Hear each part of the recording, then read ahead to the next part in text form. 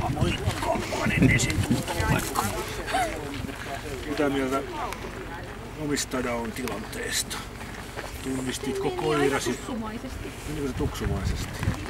Tuliko mitään yllätyksiä? Kelkka oli vähän yllätys. Kelkka oli yllätys? Joo. Niin. Se vaan on. Se vaan on. Kyllä tehos aika hyvinkin. Joo.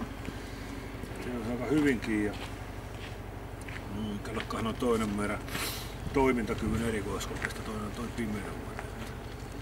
Kelkas on uhka.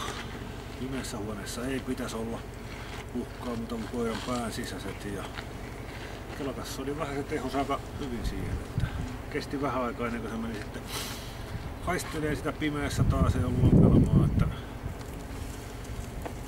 mä sain sille vähän puhua, että se yleensä lähti tuolla ulkopuolella sun perässä. Se otti niinku emännän sieltä. Kiinnostavaa tuolla. Ja sitten se kyllä vihdoin viime löysi nyt sieltä ja haistellut kaikki maiset paikat siellä. Tää elää vähän niin kuin omaa elämäänsä tää koira välillä. Se ei oikein välitä meistä ennen kuin me sitä vähän piskaillaan, niin se saa meistä sitten vastuusta. Välittää ihan hirveästi. Ja toimintakykyyn kuuluu myös nämä kaikki muut, mitä tässä tehdään, hyökkäykset ja niin poispäin. Toimintakyky plussan puolella kohtuullinen. Rohkeutta kyllä löytyy ihan kohtuullisen verran sieltä. Terävyys, miten se sitten itseensä puolustaa aggressiivisesti tuossa seinässä, kun mä sitä uhkaan. Se huomaa mut aikaisessa vaiheessa sieltä kyllä, mutta mä lähestyin ja sitten noin Tuksu päättää, että mä oon leikkikaveri ja sillä on hyvinkin hauskaa siinä, sillä on nopeat liikkeet.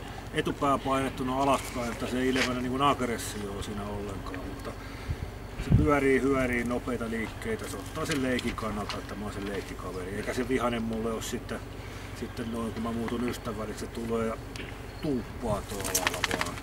Tuolla pienellä nenällään.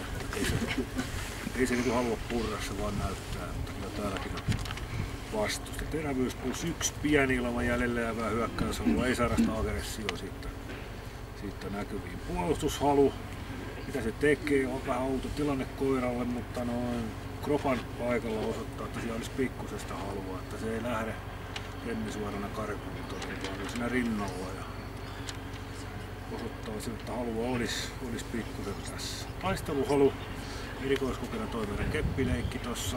Me saadaan hyvä leikki aikaiseksi, se tykkää leikkiä ja purra, kerran millä purra.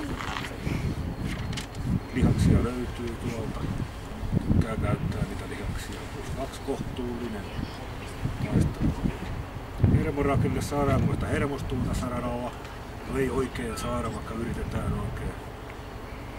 Miehissä ja naisissa tässä oikein tosissaan ei se noin hermostu eikä kuormitu, että tässä se on kun kotonaan se pusuttelee meitä ja niin poispäin. Plus 2 tasapainoinen koira. Temperamentti. Tää on niinku erittäin vaikea kohta sillä yhdellä sanalla niinku määritellä, että koiraan esittää monta erilaista temperamenttia. Välillä se on kohtuullisen vilakas. Välillä se on vilakasta, taas se on erittäin vilakasta, se on vähän impulsiivinen, se ottaa toisessa kantaa ja toisessa ei. Ja sitten se on vielä hieman välinpitämätön. Se näkee vähän kaikkia ylimääräisiäkin. Tässä olisi 5-6 rastia kohdalle, että voisi niinku perustella ne kaikki. Tässä on paljon sellaisia aineksia. Se elää, niin mä sanoin, vähän sellaista omaa elämäänsä, että se on kiinnostunut siitä, mistä se on kiinnostunut. Että yrität sille jotain muuta, niin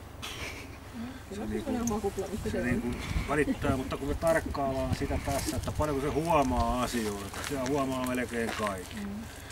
Sillä on niinku sen kautta, voisi kuvitella, että sillä on terävyyttä, se huomaa kaikki heti, mutta se ei vastaa mihin aggressiivisesti. Mutta sellainen koira, mikä huomaa tavallista enemmän, on erittäin vilkas koira. Että se niinku tsekkaa koko ajan niinku maisemaa täälläkin, että asia valahti joku nurkan takana, että mikä se oli. Ja pistämme sen ruutuun, plus 1 koira on erittäin vilkas, huomaa paljon asioita. Se on sitten sen oma asia, mitä se sen huomion jälkeen tekee, että mihinkä se kohdistaa sen kiinnostuksensa. Se on siellä. Kovuus, koiran muistipuoli, kohtuullisen kova, ei se paljon ei se paljon muistele, haalarilla tossa ei mene ohitte, vaan tynnyriä menee kattoo siinä noin heti. Ja saunassa vähän kolisee, ei se välitä mitään. Sitten se kulkee vaan omia polkujaan siellä. Kammella puut sitten jalassa. Luoksepäästävyys, hyvän tahtoinen luoksepäästävä, avoin, ei mitään ongelmia.